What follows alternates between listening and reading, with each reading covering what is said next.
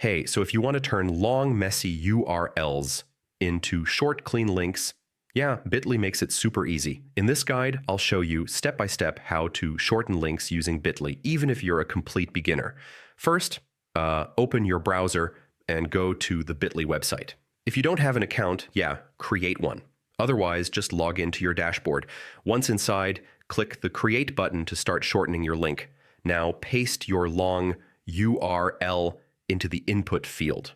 Bitly will automatically generate a short link. You can customize the link, change the ending to something more readable and relevant. Once ready, click Copy, and your short link is ready to use.